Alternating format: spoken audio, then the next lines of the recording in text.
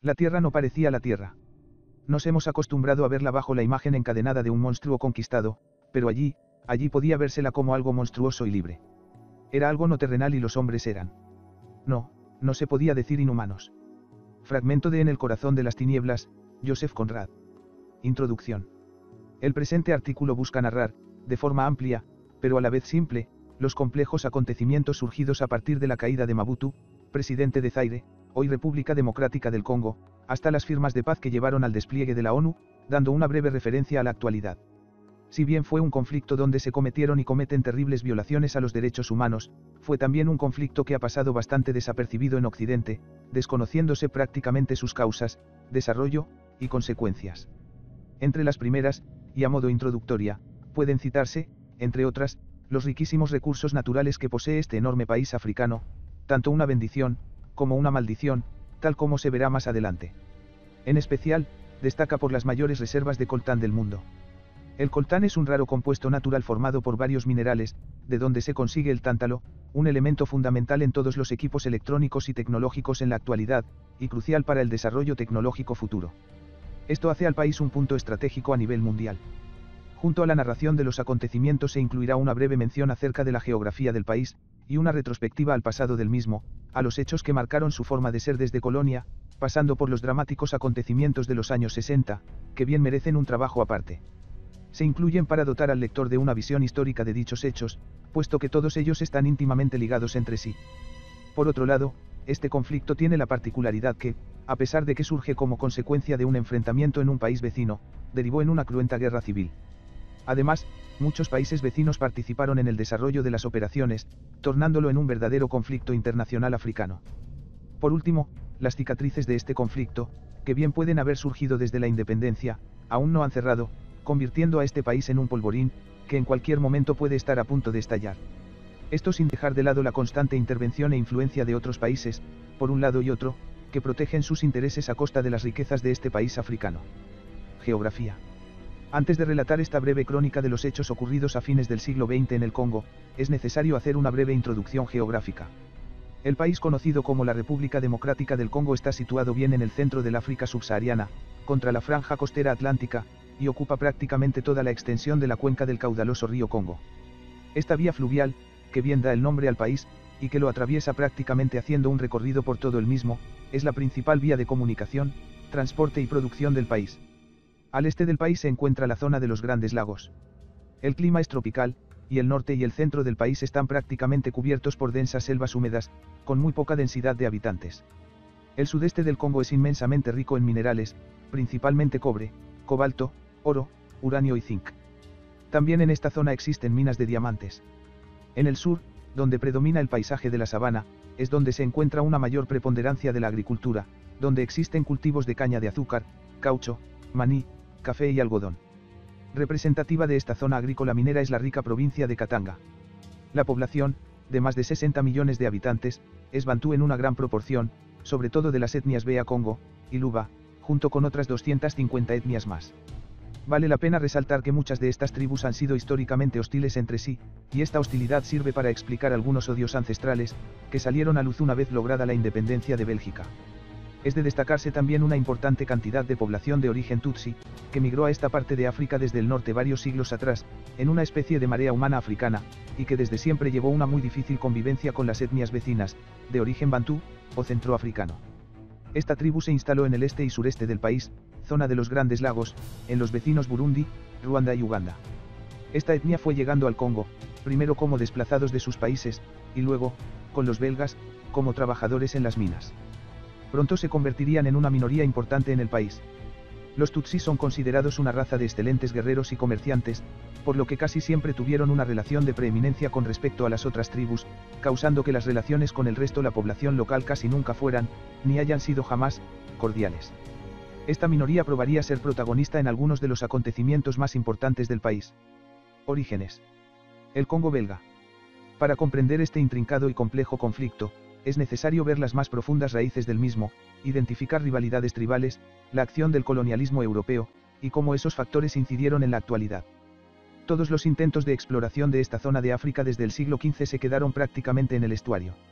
No fue hasta la segunda mitad del siglo XIX, cuando el explorador Sir Henry Morton Stanley realizó la primera exploración al interior del país, tratando de apoyar su idea de financiar esas exploraciones, colocándose al servicio de algún país, para así colonizar esta zona de África, pero fue recibido con frialdad por los líderes de las naciones europeas más importantes. Solamente el rey Leopoldo II de Bélgica mostró interés en la empresa, pero fue rechazado por el parlamento de ese país, al ser Bélgica una monarquía constitucional. Ante esta perspectiva, el rey dispuso que él mismo, como persona jurídica, financiaría las exploraciones de Stanley, tomando posesión del territorio, en nombre de una compañía llamada Association International Africaine, destinada a realizar acciones humanitarias en el país. Téngase en cuenta la doctrina de colonización de la época, inmortalizada como la carga del hombre blanco. El territorio, llamado Estado Libre del Congo, era entonces considerado como una posesión personal del rey Leopoldo, que era el principal administrador del país. Esta administración de Leopoldo II va tristemente de la mano con los numerosos abusos a la población local, por parte del órgano que actuaba como brazo de la autoridad, la Force Publique. Algunos autores dan cifras que van de entre 5 y 10 millones de muertos durante este periodo, un verdadero genocidio. La brutalidad llegó a tal límite que, en 1908, el rey Leopoldo tuvo que ceder ante la presión internacional, y vender, en condiciones más que favorables para él, y más que desfavorables para su propia nación, todo el territorio a su cargo. Inmediatamente del cambio de mando, la nueva colonia del Congo belga, se transformó de un infierno, a una colonia modelo, se fundaron escuelas, se mejoró la infraestructura, y se realizaron importantes avances médicos que llegaron a la población de raza negra. Políticamente, el territorio continuó siendo comandado por el rey belga, pero con poderes nominales, puesto que el control lo ejercía el Parlamento. A cargo del país quedaba un gobernador, que era el encargado de la administración. A pesar de esto, la población quedó radiada de la misma, instalándose uno de los hechos más importantes de esta época, y que marcaría los acontecimientos por venir es la introducción, en la década de 1920, de grandes cantidades de trabajadores desde la región de los lagos. Estos trabajadores se afincaron en las regiones más ricas del Congo belga, los Kibus y Katanga, y fueron preferidos por los europeos a la población local, al ser considerados como más predispuestos al trabajo. Serían conocidos por los nativos como banyamulengues, y la relación entre unos y otros siempre fue tirante. El nuevo siglo y el camino a la independencia. Los años posteriores a la formación del Congo belga fueron de relativa tranquilidad y prosperidad. La economía mejoró, así como la educación de los habitantes nativos, que fue realizada mayormente por la Iglesia Católica. Asimismo, un importante número de colonos blancos se instaló en el país, sobre todo en las ciudades de Leopoldville, hoy Kinshasa, Elizabethville, hoy Lubumbashi, y Stanleyville, hoy Kisangani. La Primera Guerra Mundial no resultó ajena a esta colonia, siendo el territorio invadido por tropas alemanas en 1916, desde Ruanda a Burundi, hoy dos países separados, Ruanda y Burundi. La superioridad en fuerzas de la Force Publique belga pudo no solo reducir el ataque, sino que ocupar el territorio alemán, que pasó a ser colonia belga en 1922. Esta fuerza formada por soldados nativos con oficiales belgas peleó bien, no solo ocupando Ruanda-Urundi, sino que participando en los combates por Camerún y el África Oriental Alemana, hoy Tanzania. La Gran Depresión de la década de 1930 fue un duro golpe a la economía de la región, trayendo miseria nuevamente a la zona. Durante la Segunda Guerra Mundial, y con la rendición de Bélgica, el poder colonial local envió tropas para luchar junto a los británicos, destacándose en Abisinia, Etiopía. En el frente económico, el Congo belga fue el principal exportador de uranio, utilizado en la fabricación de las dos bombas atómicas. La Segunda Guerra Mundial trajo una crisis institucional y una debilidad económica a Bélgica, como a casi todas las potencias coloniales de la época, que se encontraba en plena reconstrucción. A lo largo de los años 50, Bélgica había perdido bastante el interés en su principal colonia, y surgieron voces para dar a los nativos más poder dentro del gobierno colonial. Ya a mediados de los años 50, existía una élite dentro de la población negra, llamados por los belgas evolués, literalmente evolucionados. Estos fueron seleccionados por el gobierno local para ir ocupando algunos cargos dentro del sistema. Algunos de estos miembros de la élite negra fueron siendo politizados, por nexos con partidos políticos de la metrópoli. Es así que a fines de la década de 1950, ya había partidos políticos puramente congoleños.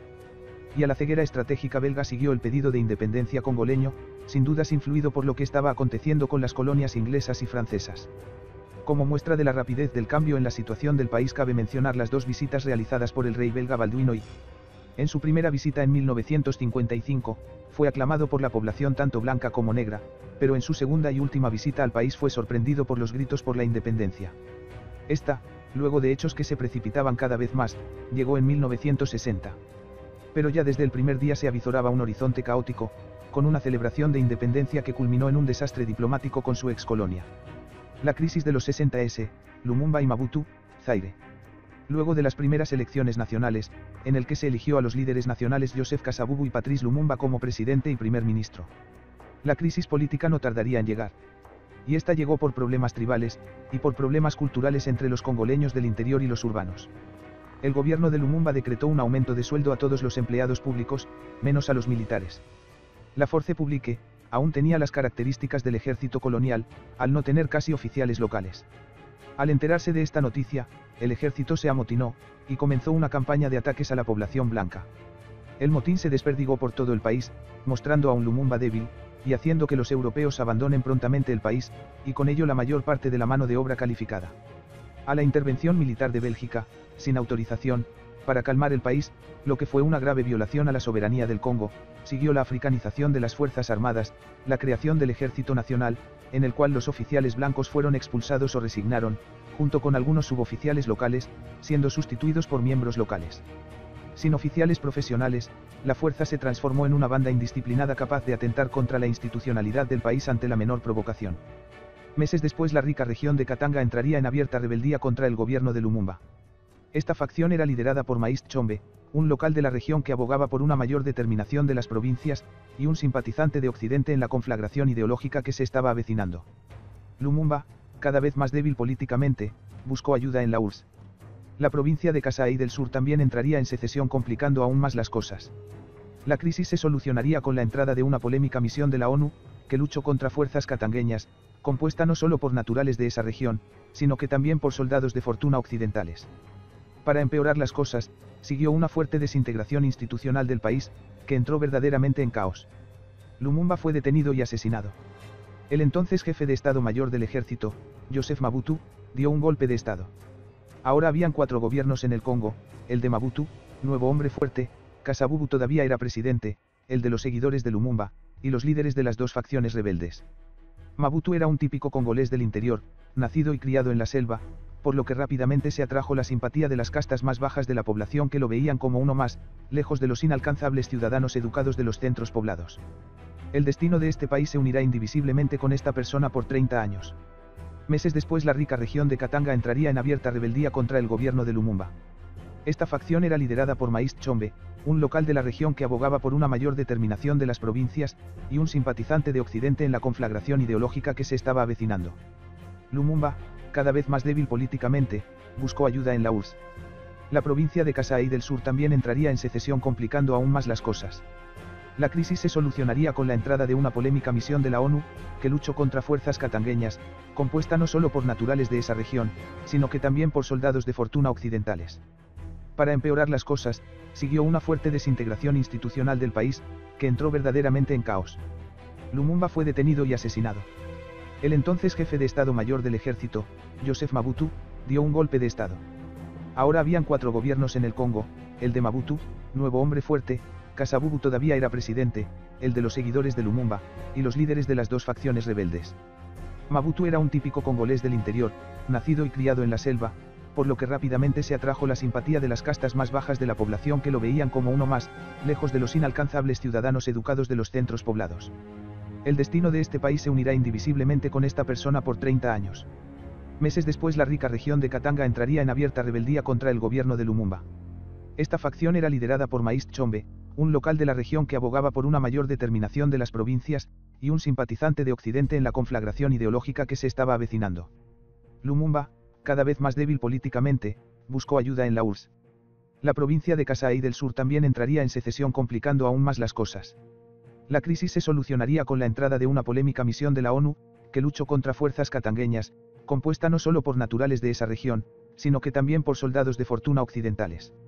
Para empeorar las cosas, siguió una fuerte desintegración institucional del país, que entró verdaderamente en caos. Lumumba fue detenido y asesinado. El entonces jefe de Estado Mayor del Ejército, Joseph Mobutu, dio un golpe de Estado. Ahora habían 4 gobiernos en el Congo, el de Mobutu, nuevo hombre fuerte, Kasavubu todavía era presidente, el de los seguidores de Lumumba, y los líderes de las 2 facciones rebeldes. Mobutu era un típico congolés del interior, nacido y criado en la selva, por lo que rápidamente se atrajo la simpatía de las castas más bajas de la población que lo veían como uno más, lejos de los inalcanzables ciudadanos educados de los centros poblados. El destino de este país se unirá indivisiblemente con esta persona por 30 años. La situación en la región era bastante voluble, temiéndose desórdenes y conflictos armados semejantes a los que ocurrieron décadas atrás. Es aquí que entra en la historia de este enorme país, dos pequeños países vecinos, que influirán sin duda en los acontecimientos por venir, Uganda y Ruanda. En primer lugar, en el correr del año 1994 ocurre un hecho trágico que traería insospechadas consecuencias, el problema de Ruanda. En 1990, rebeldes tutsis, enmarcados en el Frente Patriótico Ruandés, y que habían sido entrenados por los victoriosos disidentes ugandeses, que habían derrocado al presidente Obote en 1986, invadieron el país, para recuperar el terreno perdido desde los años 50. El hecho de la cooperación de los rebeldes ugandeses y los rebeldes tutsis no debe pasar desapercibido. Años después, los líderes de los dos movimientos llegarían a presidir sus respectivos países, formando además un bloque diplomático bastante unido, Uganda, Ruanda, Burundi. Vale la pena mencionar que el régimen de Mobutu colaboró con el gobierno ruandés del momento, Hutu, enviándole 2 batallones completos de infantería. Esta invasión tutsi fracasó, pero contribuyó a acrecentar los resentimientos y la desconfianza entre las dos etnias mayoritarias en Ruanda, lo que llevó a un proceso que terminó en terribles matanzas por parte de la etnia dominante ruandesa Hutu sobre los tutsis, entrando este episodio en las páginas más tristes de la historia universal. Este verdadero genocidio demostró la incompetencia de las Naciones Unidas de manejar la situación, por más que se haya pedido por parte del jefe de la misión un mayor mandato para detener las atrocidades. Las matanzas recién terminaron luego de que los rebeldes tutsis se hicieran con el poder, derrocando al gobierno Hutu. Durante el conflicto se generó una verdadera marea humana hacia Zaire, primero de los perseguidos tutsis, y luego de los derrotados Hutus, temiendo un genocidio como venganza. Entre estos emigrados había miembros del Interahamwe, organización paramilitar responsable de las matanzas, y que se negaban a ser juzgados. Estas fuerzas, una vez instaladas en Zaire, comenzaron una campaña de terror contra los residentes tutsis, y a realizar actividades guerrilleras contra el nuevo gobierno de Ruanda. El conflicto ruandés se había instalado como un parásito en Zaire. Las acciones del conflicto. Mobutu, cuya legitimidad en el poder era cada vez más discutida, hizo la vista gorda con el movimiento de los Hutus en Ruanda, dándoles incluso apoyo logístico, en parte como castigo a los tutsis residentes en Zaire, Banyamulenges, que consideraba de dudosa lealtad, en vista de los acontecimientos. Mobutu temía una acción conjunta de miembros de esta etnia que pudiera organizar un movimiento separatista en esa rica región. De esta forma el gobierno de Zaire, cada vez más desconfiado de la posición política de los Banyamulenges, continuó castigándolos, llegando a negarles la ciudadanía, argumentando el hecho de que habían llegado desde el país vecino, traídos por los colonizadores. La chispa que originó la guerra surgió cuando, el 7 de octubre de 1996, el vicegobernador de la provincia de Kivu del Sur, adyacente a la región de los Grandes Lagos, ordenó a la etnia banyamulenge de abandonar el país en el correr de una semana, con el riesgo de ser condenados a muerte. Esta etnia se declaró abiertamente en rebelión, estallando así el polvorín, y generando un conflicto que no ha cesado hasta hoy. Se creó un movimiento, compuesto por 4 organizaciones rebeldes, al cual se le denominó la Alianza de Fuerzas Democráticas para la Liberación del Congo Zaire, la AFRIC, por sus siglas en francés, a la Alliance des Forces Démocratiques pour la Libération du Congo Zaire. Este movimiento era liderado por el veterano líder guerrillero de izquierdas Laurent Désiré Kabila, que permanecía en el país desde la década de los 80s, estableciendo un área de control en los Kivus, donde amasó una enorme fortuna, y donde, gracias al apoyo de la República Popular China, introdujo una especie de país dentro del país. La razón de su permanencia en esa zona se debe más a la corrupción de los líderes locales zaireños, que a una efectiva operación militar. Ahora Kabila, por primera vez en mucho tiempo, tenía la gran chance de hacerse con el poder. Al lado de este movimiento se colocó las fuerzas de la etnia banyamulenge, y los gobiernos de Angola, Burundi, Ruanda y Uganda. Las fuerzas zaireñas estaban muy menguadas, y la capacidad y moral combativas eran muy bajas, debido al descrédito en el régimen y su corrupción, y a la falta de paga. Sin embargo, las fuerzas armadas zaireñas fueron entrenadas por belgas, franceses, israelíes, sudafricanos, chinos, por lo que la calidad de los oficiales y suboficiales no debería ser mala para los estándares africanos, y muchos hombres habían participado en acciones en Chad, en el país, y mismo en Ruanda. Mobutu confiaba que las potencias occidentales acudirían en su ayuda, como pasó en los 60s y 70s. En cuanto al material, se poseía tanques ligeros de origen chino tipo 62 y autoametralladoras AML-90/60 francesas, pero el estado de conservación era lamentable. Lo mismo puede decirse de la Fuerza Aérea, con los Mirage 5 que quedaban siendo vendidos a terceros, y la mayoría de los Aermacchi MB-326 deteriorándose al sol, con un mantenimiento tan pobre que ya no estaban en condiciones de vuelo. Lo mismo puede decirse de todos los medios de transporte, C-130, DHC-5 Buffaloes y helicópteros Puma. Años de negligencia y corrupción desviaron fondos para el mantenimiento de estos equipos a bolsillos privados. A pesar de todo, Mobutu recurrió a una idea que le fue efectiva en un pasado, el uso de mercenarios. Mobutu se dirigió inicialmente a compañías de seguridad sudafricanas, pero el precio era demasiado caro, por lo que movió sus nexos con Serbia. Según algunas fuentes de prensa, se elaboró un contrato entre el presidente serbio Milošević y Mobutu, para la entrega de equipos y personal a cargo. Muchos de ellos eran criminales de guerra serbo-bosnios. Se contrató personal serbio para volar aviones J-21 Jastrev, G-2 Galev, y MiG-21, que fueron comprados. Asimismo, con ayuda de Francia, se equipó a la Force Aérienne Zairoise, de 4.000 Mi-24 de procedencia ucraniana. Debido a varios factores poco afortunados, la mayoría de los serbios abandonaron al país, quedando solo un puñado. Los soldados de fortuna serbios demostraron ser poco disciplinados, llegando a volar los pilotos misiones de vuelo en combate en estado de ebriedad. Al final del conflicto se contrató a una firma sudafricana, pero fue demasiado tarde como para buscar algún resultado. Otro aliado incómodo para Mobutu fueron los mencionados Hutus, muchos de ellos culpables de genocidio en Ruanda. Aparte de estos, algunos hombres de UNITA estaban presentes, y tendrían una importante actuación en las últimas etapas de esta guerra. Serían los mercenarios y los Hutus los que estarían presentes en la mayoría de las acciones. Por su parte los rebeldes poseían mayormente armas ligeras, con pocos medios blindados, mayormente carros T-55. A pesar de esto, el terreno donde se desarrollaron las operaciones limitaba la efectividad de dichos medios. Los rebeldes contaron con el apoyo de tanto el ejército como la Fuerza Aérea de Uganda, aunque se desconoce hasta qué punto estuvo comprometida en misiones de combate. Estas tropas rebeldes fueron favorecidas, más que por su equipamiento o moral de combate, por la escasísima moral combativa del ejército de Zaire. El gobierno de Angola proveyó a los rebeldes de soporte logístico y de entrenamiento. El primer paso fue el control de los campos de refugiados y la supremacía en la zona Tutsi de los Grandes Lagos luego de breves acciones, y la toma de algunas localidades menores. Rápidamente, ya en noviembre de 1996, se tomaron las ciudades de Bukavu y Goma, capitales de la región de los Kivus, norte y sur. Con estos movimientos, los de la etnia Tutsi se aseguraban una zona tapón para proteger Ruanda, se descongestionaba un poco la cuestión de los campos de refugiados, y se desarmaba a los Hutus, especialmente eliminando a los antiguos integrantes de la Interahamwe. Las metas iniciales de Ruanda estaban cumplidas, pero los ruandeses de Kagame seguirían apoyando a Kabila hasta el final de este conflicto. Refugiados Hutus volvieron a su país de origen, sin duda escapando del conflicto. Lamentablemente ocurrieron grandes bajas de civiles, sobre todo en campos de refugiados, algo que marcaría tristemente este conflicto, y los que seguirían. Inmediatamente se trató de controlar toda la rica zona este del país.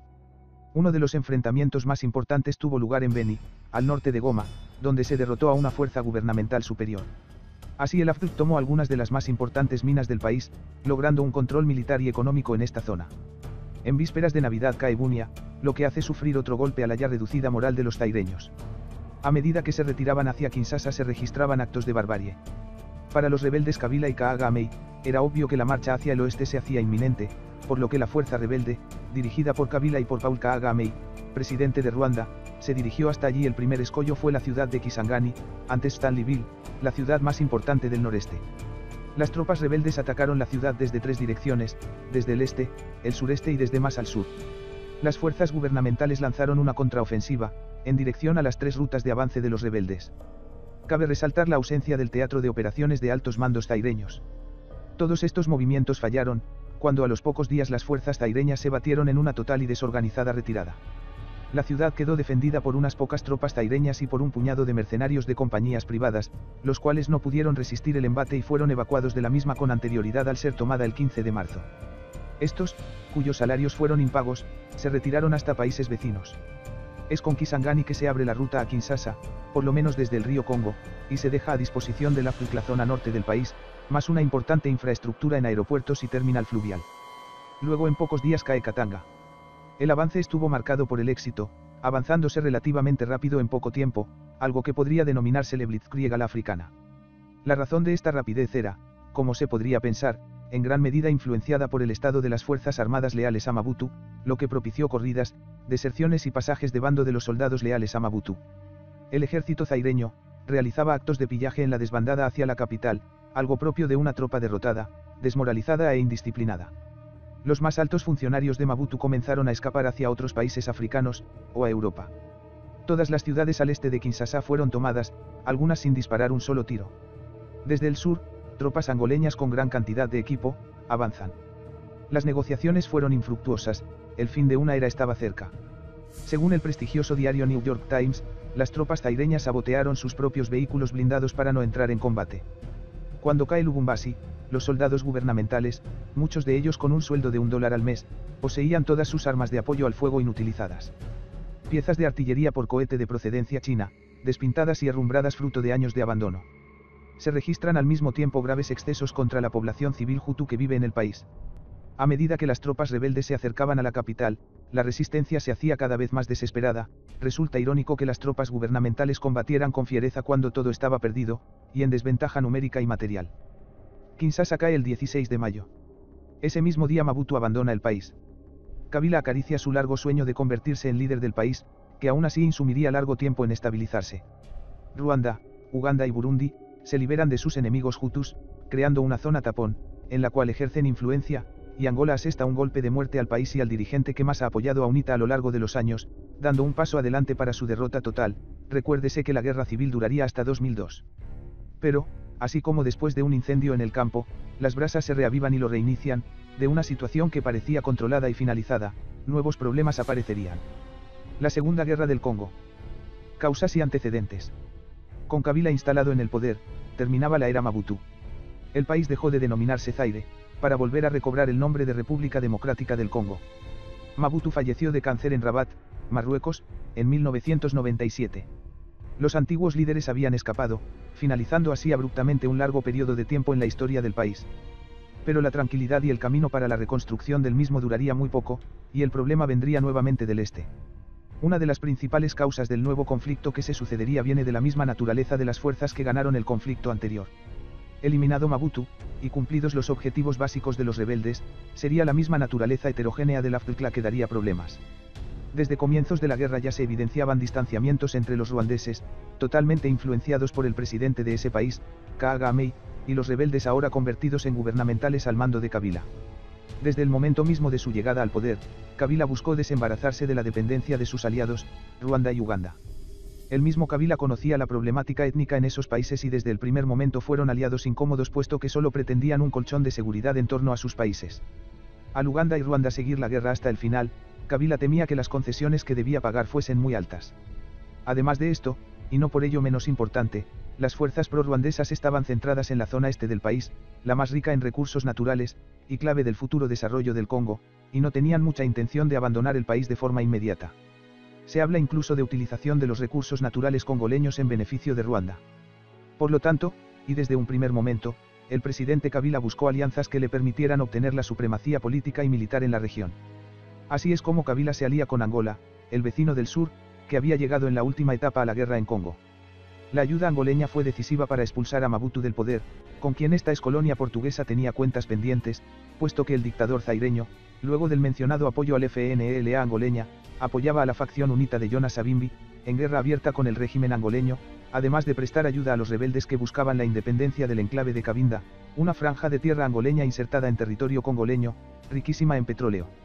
Si bien el presidente de Angola, José Eduardo dos Santos, había abandonado el marxismo-leninismo, Kabila mantuvo ciertas afinidades ideológicas con su vecino del sur, un estado que, si bien estaba en una etapa de recuperación, no dejaba de ser potencia regional.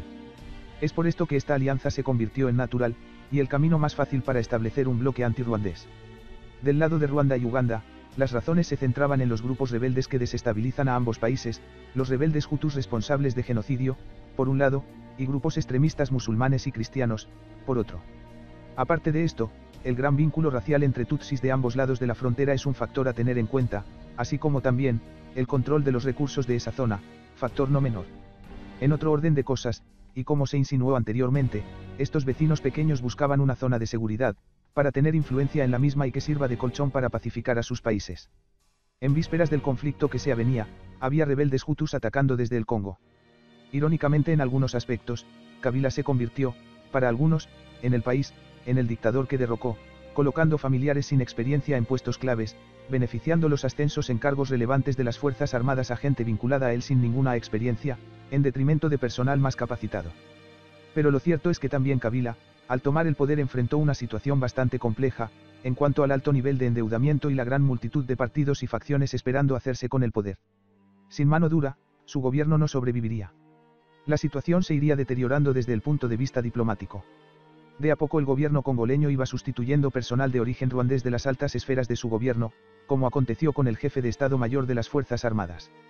Pronto, Kabila se atrajo el apoyo de una efectiva fuerza de milicia tribal denominada los Mai Mai, tan brutales en su accionar como imprevisibles. Los Mai Mai eran la fuerza contraria a las etnias Tutsis Banyamulenge del este del Congo, y un aliado con el cual se debía contar si se quería controlar el este del país. Los Mai Mai eran unos guerreros que poseían un perfil místico, sin lugar a dudas influenciado por viejas creencias tribales, por ejemplo confiaban en que poseían poderes mágicos que los hacían invisibles, o invulnerables al fuego enemigo. Esta facción, aunque efectiva conocedora del terreno, era muy volátil y podía cambiar de bando en cualquier momento. A estos se le sumaron los Hutus enmarcados en el FDLR, Fuerzas Democráticas para la Liberación de Ruanda, otro rival incómodo para Kabila, pero necesario a la hora de lograr sus objetivos. Kabila ya no estaba interesado en formar un gobierno de coalición en la República Democrática del Congo. El problema empeoraría, cuando, en julio de 1998, Kabila destituye al jefe de Estado Mayor del recién creado ejército de la RD Congo, el general ruandés James Kabare, ex mano derecha del ahora presidente de Ruanda, Paul Kagame. Fue sustituido por un general congoleño, que había servido en el ejército de Angola. Pero Kabila fue más allá, agradeció a sus antiguos aliados la ayuda prestada y ordenó que todas las fuerzas ruandesas y ugandeses presentes en el país se marchen. Esto sin lugar a dudas inquietó a la población banyamulenge de este del Congo, siempre temerosos a una escalada como la que aconteció en el vecino país en 1994. La paranoia siguió, hasta que en agosto de 1998, los banyamulengues se declararon en abierta rebelión, comenzando así la Segunda Guerra del Congo. La paz y la estabilidad habían durado poco. La Guerra Mundial Africana. Este nuevo capítulo en la historia de la región se caracteriza por un conflicto que para estándares africanos tuvo momentos de combates a gran escala. Muchas naciones participaron en el mismo, transformándose en un conflicto regional, sin lugar a dudas motivado por la excepcional riqueza del este del Congo. Se puede hablar, entonces, de tres etapas: una primera etapa, marcada por el avance de los rebeldes a lo largo de todo el territorio, llegando a las puertas de Kinshasa. Luego otra con confrontaciones a gran escala, con características de una guerra convencional moderna, y con presencia internacional. En esta etapa los frentes se estabilizarían. A partir de 1999, la situación se estanca, iniciándose otra etapa en la cual toman impulso acciones menores, llevadas a cabo por tropas irregulares, a menudo de la mano de terribles ataques a la población civil. Los banyamulengues se rebelan los últimos días de julio de 1998, formando el Reagrupamiento Congoleño para la Democracia, Rassemblement Congolais pour la Démocratie. Muchas de esas tropas insurgentes no eran irregulares, sino que conformaban el ejército congolés, concretamente las brigadas 10 y 12, contando muchos con experiencia de combate en la Primera Guerra del Congo. Estos rebeldes contaban con el apoyo, secreto primero y explícito después, de Ruanda y Uganda. Si bien el equipo con que contaban era similar al de las fuerzas gubernamentales, la calidad de las tropas rebeldes era sensiblemente superior, lo que se tradujo en el campo de batalla. Kabila ordena desarmar a todos los tutsis que integraran las FARC congolesas, llevando consigo aún más deserciones, y lo que fue peor aún, las primeras matanzas de civiles inocentes. En las primeras semanas los rebeldes hacen importantes progresos, primero en parte porque las unidades gubernamentales que guardaban esa zona del país se había plegado a los sublevados, y luego porque el ejército leal, con menguados efectivos, no podía sostener la ofensiva rebelde. Una situación similar a la de la Primera Guerra del Congo se estaba avizorando. Hay reportes de soldados ruandeses cruzando la frontera y combatiendo con los rebeldes, los cuales son negados por el gobierno de ese país. Burundi se suma al conflicto del lado de los rebeldes. Los kibus caen en muy poco tiempo. Antes de terminar agosto, los rebeldes toman posesión de las capitales de la región, Goma y Bukavu. Desde allí un camino imparable hacia la capital del país, Kinshasa. Otra ciudad importante, Uvira, cae en pocos días. Tropas de Ruanda, Uganda y Burundi ocupan zonas en el noreste del país. Kabila, en una movida para detener esta ofensiva, busca apoyo y arma a los Hutus de esa zona. Se reavivan los miedos del genocidio de 1994, al darse, por la radio, mensajes similares a los que comenzaron ese triste episodio. Los rebeldes se mueven hacia el oeste con gran rapidez. El 4 de agosto toman la vital base de Kitona, justo al sur del riquísimo enclave angoleño de Cabinda, donde se suman más fuerzas a los rebeldes.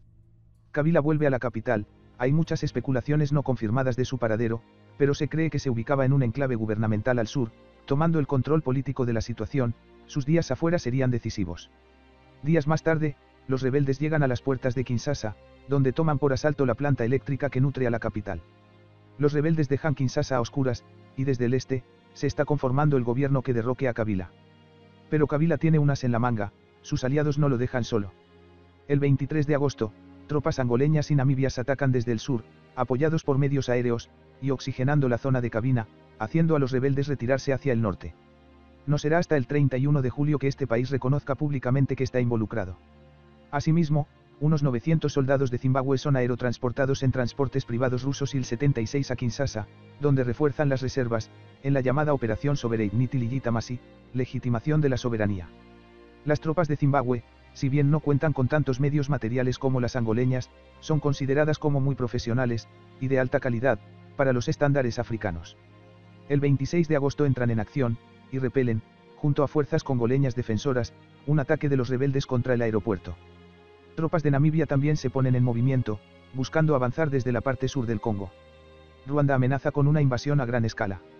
El líder de Zimbabue, que enviaría a lo largo del conflicto hasta 6.000 soldados, en una entrevista a la BBC, ante la desaprobación interna y externa sobre la intervención en este conflicto argumenta: si estuvo bien para los países europeos involucrarse en Bosnia, y pensar de involucrarse en Kosovo, ¿por qué no estaría correcto para nosotros? Pero lo cierto es que varios líderes africanos actuaron en esta guerra por algo más que intereses nacionales o solidaridad, el provecho propio, con las concesiones a las riquísimas minas del país. Algunas fuentes comentan una deuda que el gobierno de Kabila tendría con Zimbabue por la compra de armas en la Primera Guerra del Congo. Agosto se cierra con la reversión del avance rebelde hacia la capital, y el comienzo de una nueva etapa, en la que se darán combates convencionales a gran escala, utilizando armas pesadas, artillería, misiles, carros de combate, aeronaves. Kabila ahora tiene la esperanza de revertir la situación. El 28 de agosto llegan a Kinshasa las tropas del segundo contingente de Zimbabue. Libia apoya a Kabila, en un intento de Gaddafi de obtener el liderazgo en el África subsahariana, visto el fracaso obtenido en el norte del continente. Con esto Gaddafi estaba apoyando un gobierno mundialmente reconocido, y así quebrar de alguna manera las sanciones internacionales impuestas desde la década del 80. En una jugada que sorprende a muchos analistas, facilitó el transporte de un contingente importante de tropas de sus antiguos rivales de Chad al Congo. Las tropas chadianas contaban con un importante apoyo en entrenamiento y logística de Francia. Lejos del área de operaciones, Kabila contrata a compañías de seguridad sudafricanas y británicas para salvaguardar los oleoductos y puntos clave de la ciudad.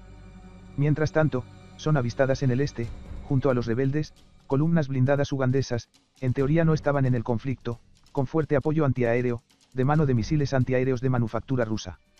Las tropas chadianas recién llegadas contribuyen a relevar a otras tropas aliadas, que pasan a operar en los alrededores de la capital, junto con las tropas angoleñas que ya estaban cerca. El mando aliado es ejercido desde un comando conjunto. Los rebeldes, conscientes de esta situación, lanzan una ofensiva contra la ciudad, en momentos que se especula con la salida del presidente Kabila de la misma. Las luchas son feroces en la zona cercana al aeropuerto principal de la ciudad y en los suburbios, donde se realiza una gran destrucción.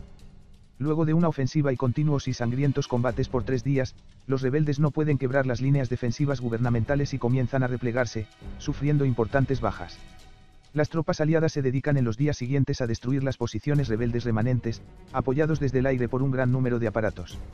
La Force Aérienne du Congo fue capaz de poner en orden de vuelo algunos viejos Aermacchi MB-326, que lograron ser puestos en funcionamiento, junto a un puñado de Mi-35 y SF-260 para misiones de ataque ligero, junto a Mi-8 de transporte de tropas. Por su parte, la AAFZ, Air Force of Zimbabwe, participó con algunos cazas chinos Changdu F-7, helicópteros de manufactura rusa Mi-35, de las versiones más modernas, con cañones de 30 mm, algunos venerables Hawker Hunter y Bae Hawks que cumplían el rol de ataque. Estos últimos fueron puestos en servicio justo antes del conflicto, y fueron las aeronaves más utilizadas por su versatilidad y su gran capacidad de carga, como quedó demostrado en una de las primeras acciones al destruir una columna acorazada rebelde que avanzaba cerca de Kinshasa. Los Hawks estaban equipados con misiles Aidua Indar, y bombas MKI-82 y BL-755, estas últimas de racimo. El gran despliegue aéreo de la AFZ se completaba con helicópteros Bell 412 y Alouette 3, en roles combinados de transporte Coin, y transportes tácticos Casa C-212.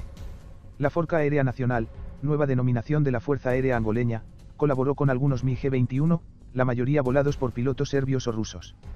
La gran variedad de aparatos presentes debe haber supuesto una pesadilla logística, pero lo cierto es que el apoyo aéreo a las tropas gubernamentales sería un factor decisivo, máxime teniendo en cuenta que el otro bando en la confrontación prácticamente no desplegó medios aéreos de combate. En el este, sin embargo, la situación permanece favorable a los rebeldes, que logran tomar Kisangani, una de las ciudades más importantes del país, con apoyo de las fuerzas ruandesas y ugandesas.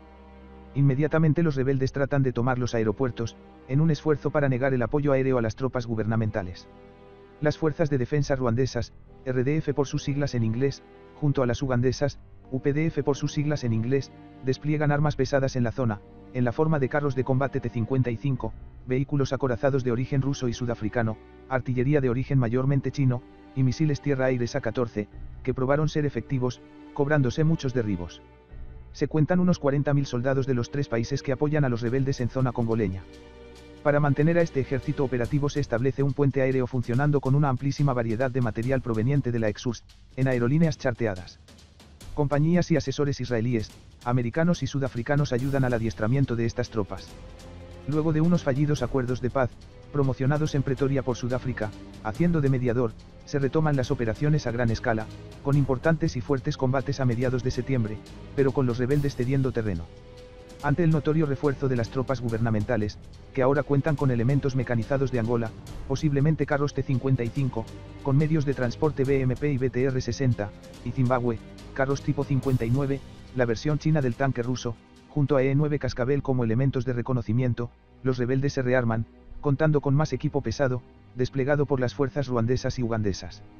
Es en este mes donde se registran las pérdidas más importantes en personal y equipo de ambos lados.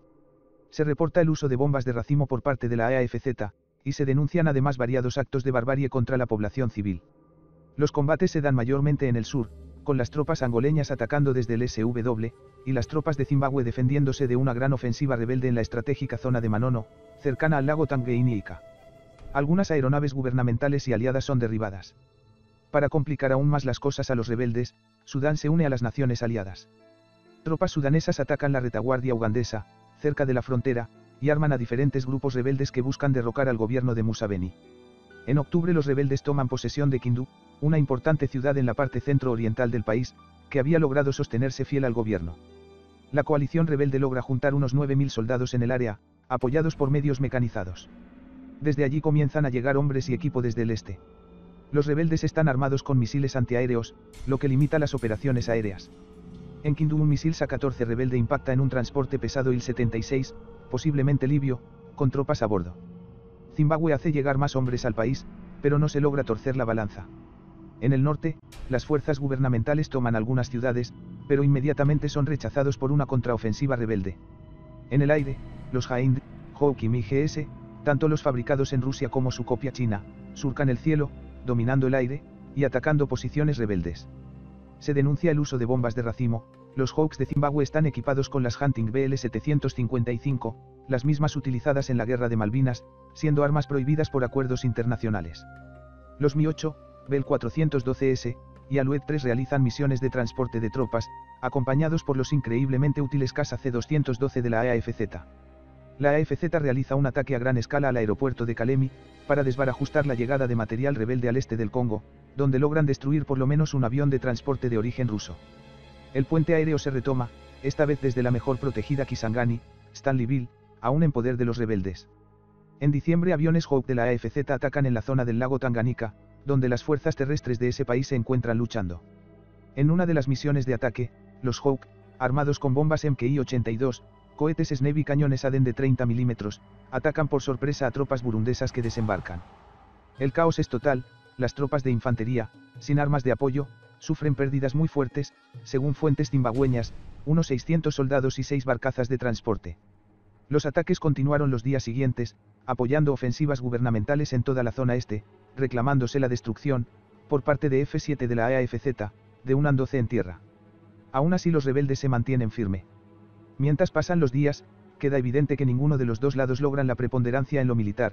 A la superioridad aérea gubernamental se le contrarresta con armamento pesado y misiles sigla de los rebeldes, quienes además son maestros en el arte de la emboscada, causando severas bajas entre los aliados, en especial en las profesionales tropas de Zimbabue, que combaten tan bien cuando cambian de teatro de operaciones, puesto que no están acostumbradas al combate en la jungla, sino en la sabana. Cobran más intensidad los combates entre las facciones menores. El conflicto deja de ser un conflicto moderno a gran escala con amplios movimientos de tropas, y se transforma en un conjunto de ofensivas y contraofensivas, que más o menos definen una línea de frente que corta de norte a sur del país. Justo en la mitad de la línea está la localidad de Mbujimayi, ciudad corazón de la zona más rica en diamantes y minerales del Congo. Es allí donde se darán los combates más intensos, dejando la ciudad destruida.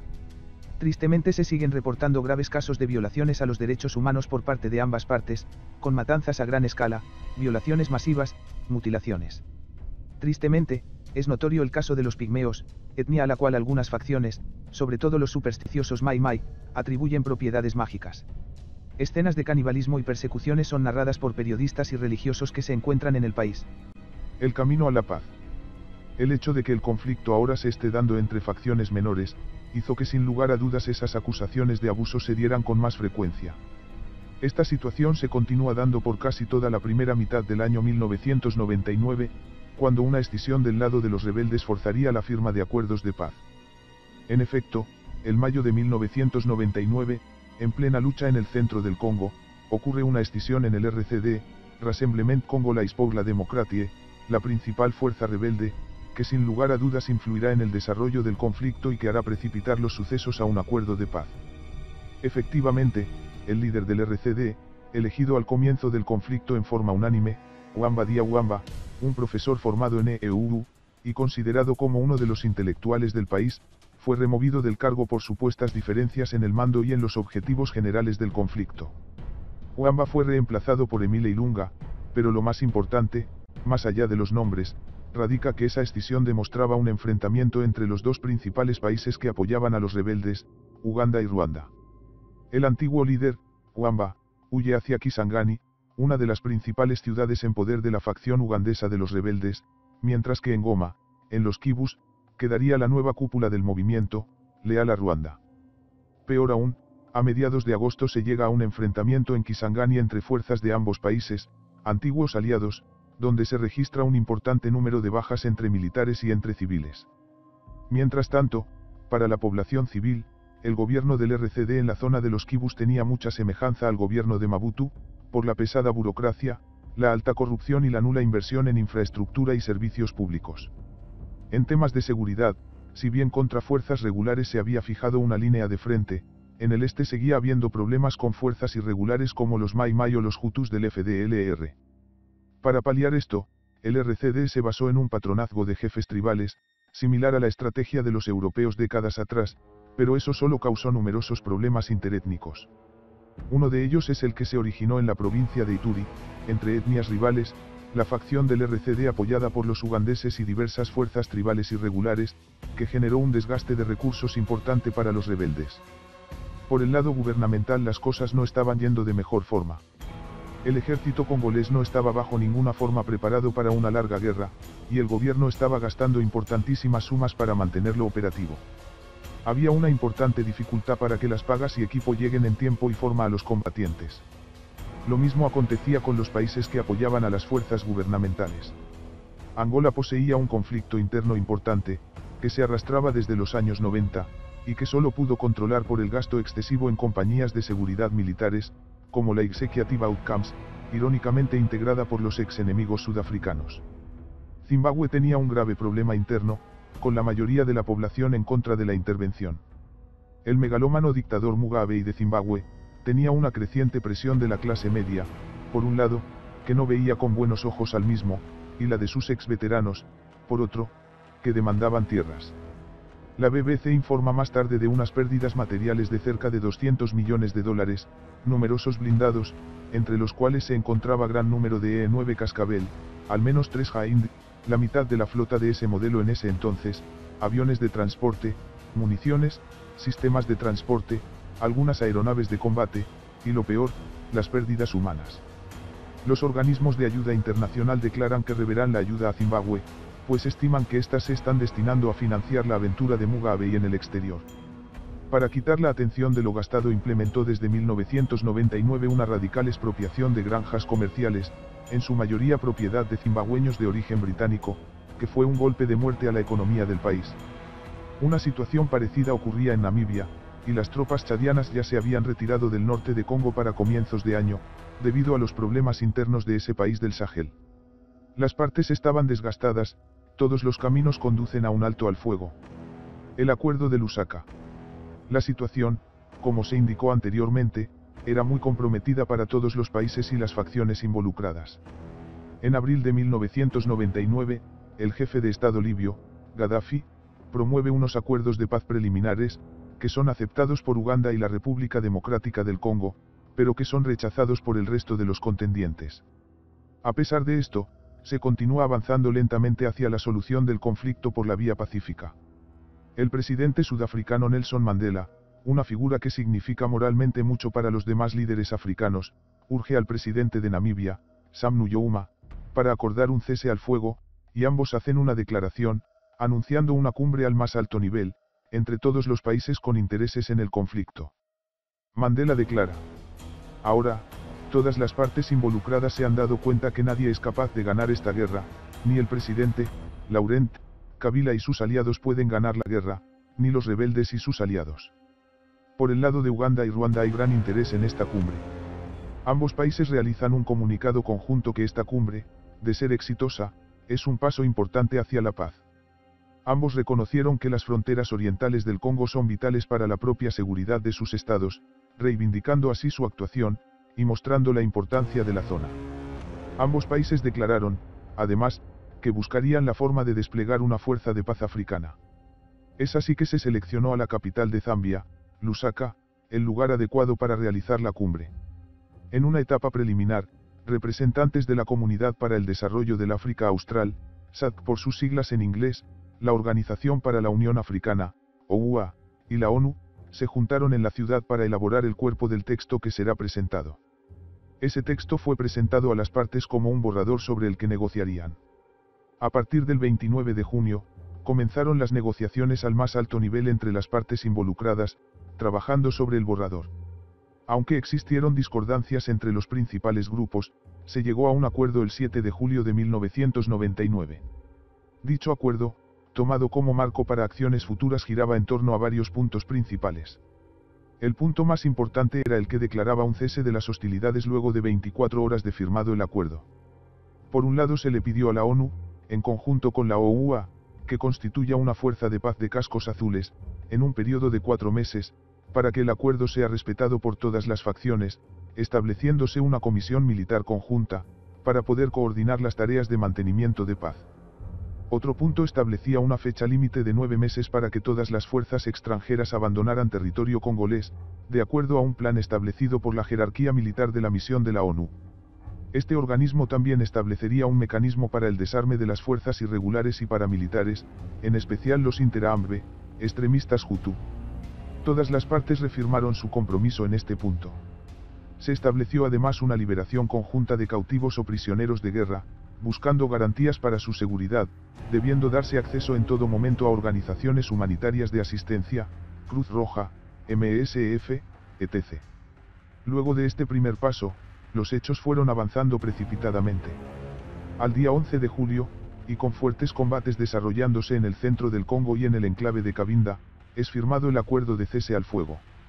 Los jefes de Estado de RD Congo, Zimbabue, Angola, Namibia, Ruanda y Uganda, acordaron finalmente llegar a una solución pacífica. En medio de dudas acerca de la implementación de los puntos del acuerdo, ninguno de los grupos rebeldes reconoce o firma inmediatamente el cese al fuego, por lo que las hostilidades siguen, y se vislumbra otro fracaso de las negociaciones. En medio de complicaciones entre antiguos aliados, Uganda vs Ruanda, peleas entre grupos opuestos del RCD, se puede llegar a que uno a uno los grupos rebeldes vayan reconociendo el acuerdo de Lusaka. El primero de ellos, el MCD de Jean-Pierre Bemba, acusado de graves violaciones a los derechos humanos, y más tarde candidato presidencial, firma el acuerdo el 1 de agosto. Y finalmente, el 31 de agosto, las dos facciones del RCD se ponen de acuerdo y firman la paz. Habría paz, pero esta paz no duró mucho tiempo. La misión de paz. En medio de acusaciones sobre violaciones al conflicto llegan en noviembre los primeros miembros de las Naciones Unidas, que serán los que prepararán y allanarán el camino para el establecimiento de una misión para hacer respetar los acuerdos de Lusaka, Zambia.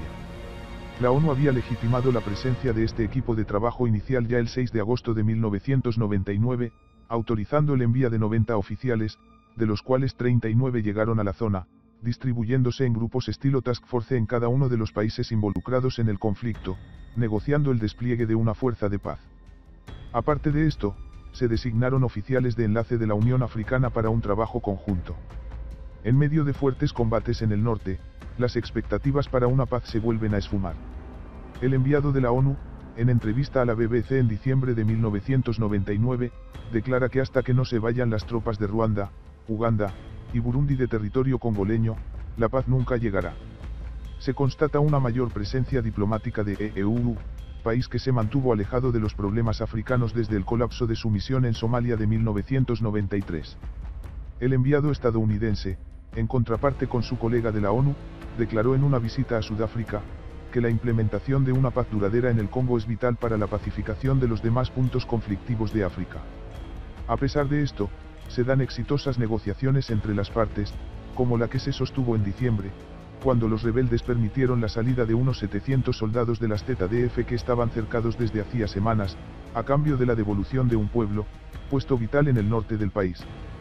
En febrero de 2000, a través de la resolución 1291, el Consejo de Seguridad de la ONU aprueba el despliegue inmediato de una fuerza de 5.500 cascos azules para hacer cumplir el alto al fuego. La misión denominada Misión de la ONU en el Congo, MONUC, estaba comandada por un general senegalés, sería desplegada en los puntos clave del país, y actuaría bajo mandato del capítulo 7 de la Carta de las Naciones Unidas, que autoriza a los representantes de la ONU a tomar medidas de fuerza en caso de ser atacados o de constatar agresiones físicas a la población civil. Pronto los cascos azules se encontrarían varados en una posición difícil, totalmente desbordados y peor equipados que todas las facciones. Mientras servían su misión como podían, buena parte de su equipo pesado quedaba guardado en los almacenes de la ONU en Kinshasa. Magnicidio. En enero de 2001 ocurrirá un evento de vital importancia, que sin lugar a dudas marcó el desarrollo de los acontecimientos. El 16 de enero de 2001 el presidente congoleño, Kabila es asesinado a manos de uno de sus guardias personales. El asesino logra asestar varios disparos a Kabila, antes de que fuera muerto por otros miembros del cuerpo de seguridad del mandatario. Kabila, que fue inmediatamente trasladado a Zimbabue, país aliado y con una buena infraestructura de salud, muriendo allí. El asesinato destapó un intento de golpe de Estado contra el mandatario, que surgió de sus círculos más íntimos. Kabila era bastante crítico con la ONU, declarando la negación del apoyo a MONUC, en virtud de la falta de sanciones a Uganda en particular, siendo un partidario de continuar el conflicto hasta las fronteras orientales. Luego de un periodo de incertidumbre, su hijo Joseph Kabila le sucedió en el poder. Joseph Kabila era un líder de diferente contexto que su padre, si bien recibió entrenamiento militar en otros países africanos. Inmediatamente luego de tomar el poder, el nuevo presidente se distinció de las políticas de su padre, buscando una solución más moderada al sangriento conflicto, abriendo un espacio para el diálogo con los enemigos, y acercándose a posturas más pro-occidentales. Sin lugar a dudas esto sirvió para poder acercar a las partes, y para potenciar el despliegue de MONUC. El presidente ruandés reconoció la postura de Joseph Kabila, abriendo una ventana a la paz. En los días siguientes las confrontaciones cesaron en todo el territorio congoleño. Las investigaciones siguieron en este proceso, siendo acusados principalmente Uganda y Zimbabue, por una comisión de la ONU. Se recomendó tomar medidas para sancionar a dichos países, sanciones que no surtieron efecto. Durante la segunda mitad de 2001 tropas de los países que todavía estaban en suelo congoleño, apoyando a los rebeldes se retiran del país. La atomización del conflicto. A partir del 2001, el conflicto congoleño se transforma en un oscuro y complejo enfrentamiento entre pequeñas facciones, ya sean pro-gubernamentales o pro-rebeldes, pero siempre marcando un fuerte aspecto tribal, aspecto el cual, vale la pena mencionar, jamás ha dejado de influir en los acontecimientos relatados. El principal síntoma de esto es que esta fase de la guerra del Congo se ha dado sin ninguna batalla de importancia, ni siquiera con líneas de frente definidas, como sí aconteció durante el conflicto de fines de la década del 90. Como principal lección de esa fase del conflicto, los países intervinientes se han mostrado bastante reticentes a arriesgar nuevamente fuerzas convencionales en combate abierto. Tanto el equipamiento como el entrenamiento de los ejércitos de estos países han representado un gasto gubernamental importante, y en vista de la actual dificultad de conseguir fondos, las pérdidas significan mucho para cada país. Asimismo, la enormidad física y las dificultades geográficas de un país como la República Democrática del Congo hace que cada contingente armado profesional, MONUC incluida, se vea empequeñecido, por lo que esos contingentes se ven forzados a mantener el terreno solamente en zonas claves como aeropuertos, cruces de carreteras, centros mineros, ciudades. Todo esto hace que el poder de estas tropas se concentre en ciertas áreas estáticas desperdigadas en el mapa, en lugar de controlar áreas mucho más definidas de control. Como resultado de esto, la guerra se desarrolla por grupos de milicia ligeramente organizados. Por supuesto que estas milicias, pobremente entrenadas y altamente indisciplinadas, son las culpables de muchos ataques salvajes contra la población civil. Estas milicias han contribuido a los frecuentes saqueos, violaciones y acciones de limpieza étnica. Esto también ha dificultado enormemente los esfuerzos por la paz, puesto que las milicias por momento parecen salidas de control. Fue en este periodo donde se registraron más a menudo los referidos ataques.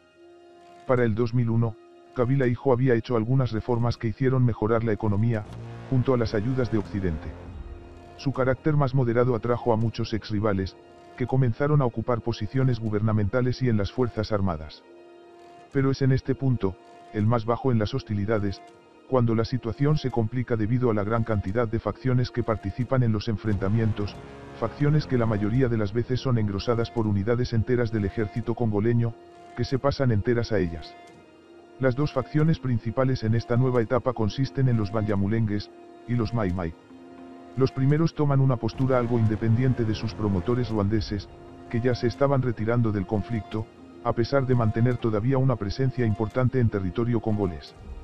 No sorprende el hecho de que la otra facción importante sea la de los ex-Interahamwe, que aún se mantenían operativos en la región. Ni Ruanda, ni los Tutsis del Congo estarían tranquilos con la presencia de estos extremistas Hutus. Por último vale la pena mencionar las milicias tribales Mai Mai. Grandes conocedores del terreno, son fuerzas irregulares muy efectivas en la espesa jungla congoleña. Sus jefes son a la vez chamanes, dotados, según ellos, de poderes sobrenaturales, que les protegen de sus enemigos y los vuelven invisibles o invulnerables al fuego enemigo. Son verdaderos señores de la guerra en la difícil zona de la montaña, y atacan tanto a las tropas extranjeras que ocupan suelo congoleño como a los cascos azules de Monuc. A pesar de que en Gbadolite, la ciudad en la parte central del Congo donde Mobutu tenía basada su fuerza aérea, se firman acuerdos de paz, nada cambia entre las facciones pequeñas se enfrentan, mientras que los gobiernos hacen provocativos movimientos de tropas en la zona, todo ello bajo la preocupada mirada de los cascos azules de Monuc, en una misión de paz en la cual la burocracia basada en Kinshasa ahoga las verdaderas preocupaciones de quienes tienen que mantener la paz en el duro interior congoleño. En 2003, Uganda acuerda en la capital angoleña, Luanda, un repliegue de sus tropas en su zona de influencia, Bunia e Ituri. Siguiendo el vacío de la retirada de los ugandeses, surgen problemas entre miembros de dos etnias diferentes, los Gema y los Lendu, lo que lleva a fuertes confrontaciones.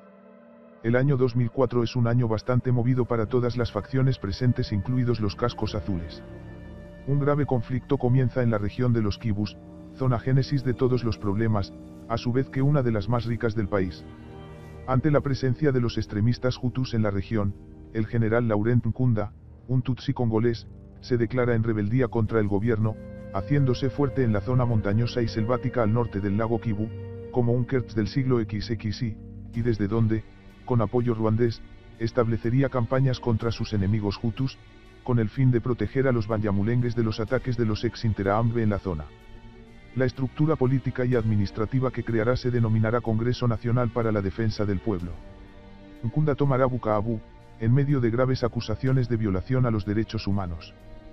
Curiosamente la facción de Nkunda se mostrará más abierta al diálogo con Monuc que las demás, abandonando el territorio perdido y volviendo a su zona de influencia a fines del 2004, comienzos de 2005. En ese mismo momento un lugarteniente de Nkunda, se separa del movimiento, incorporando sus fuerzas a las ruandesas. Estos movimientos provocan una avalancha de desplazados, primero escapando del avance Tutsi, y luego los Tutsis escapando a zonas seguras en temor a represalias, con una Monuc atada de pies y manos por la burocracia, con pocos recursos para operar, y ya con varias bajas en los momentos tensos que se vivieron. En los años siguientes la zona será un hervidero de problemas, con Nkunda tomando fuerza y realizando avances cada vez que las tropas congolesas se acercaban a la zona. Las cosas se ponen difíciles para la ONU, debido a los graves escollos para la paz.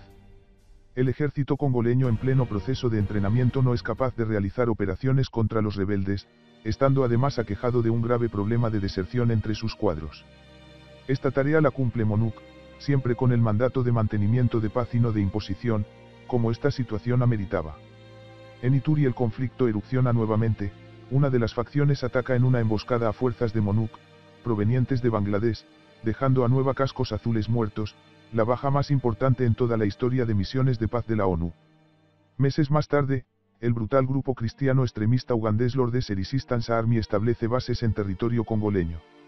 La ONU envía a un equipo de fuerzas especiales guatemaltecas, tropas de gran conocimiento de lucha en la selva, en una misión de reconocimiento.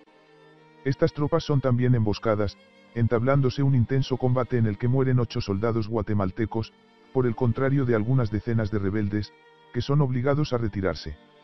Por otro lado los Mai Mai también atacan a la MONUC, matando en emboscadas a soldados marroquíes, sudafricanos, y nepalíes. Lamentablemente se dan algunas irregularidades entre las tropas de la ONU, siempre exageradas por observadores externos y burócratas, deseosos de descalificar a las tropas internacionales que, salvo excepciones bien documentadas, estaban buscando ganar la paz a sudor y sangre. Esto hizo exacerbar el sentimiento congolés hacia esas tropas que realizaban su trabajo de forma estoica. Problemas actuales. En 2006 se celebran las primeras elecciones democráticas multipartidistas en el país, las que confirman a Joseph Kabila en el poder. Entre otras cosas, además de dar una legalidad constitucional al presidente Kabila ante el mundo, se cambia algunos símbolos adoptados desde 1997, como la bandera, en un intento de apaciguar la situación política. Sin embargo, estas elecciones no acontecieron sin violencia, registrándose cruentos combates en todo el territorio. Se dan también acusaciones, presumiblemente infundadas, de matanzas cometidas por soldados de MONUC a miembros de facciones extremistas hutus. En los próximos años se ocurrirán cruentos enfrentamientos entre todas las etnias, agravando el panorama interno del país. Las Fuerzas Armadas congoleñas reciben adiestramiento de otros países involucrados, principalmente Francia, Bélgica y Sudáfrica, con la idea de dotar de más capacidad al poder legítimo. El ejército congoleño pelea contra casi todos los rebeldes, pero no deja de ser una fuerza débil, sobre todo en el plano de la moral, siendo desde el principio comparable a cualquiera de los grupos guerrilleros que operan en el territorio. No obstante, con el paso de los años, las Fuerzas Armadas congoleñas van mejorando, se adquiere nuevo material como aeronaves de combate Sukhoi Su-25, que sustituyen a los muy castigados MB-326, carros de reconocimiento Cascabel, posiblemente los de origen chileno modernizados por una compañía israelí, y piezas autopropulsadas 2S1 y RM-70 de 122 mm, traídos de la República Checa. El cambio al conflicto llegará en 2008 y 2009, con la captura y extradición a Ruanda del líder rebelde Tutsi, Laurent Nkunda. Sorpresivamente los antiguos contendientes parecen llegar a acuerdos en común, quizá patrocinados por el creciente interés estadounidense en la zona. La RD Congo realiza misiones conjuntas con sus ex-enemigos, sea para combatir a los rebeldes Hutus y Mai Mai, estos últimos ya un obstáculo para la institucionalidad, como para combatir a los rebeldes extremistas cristiano-animistas del Lord's Resistance Army, que realiza actos terroristas en Uganda, desde el Congo. Mientras tanto la paz continúa siendo frágil en el este del país. Genocidio congoleño. A pesar de que la situación en la región va paulatinamente mejorando, hay un factor en todos estos episodios que no puede ser dejado de lado antes de terminar el presente trabajo, el factor humano.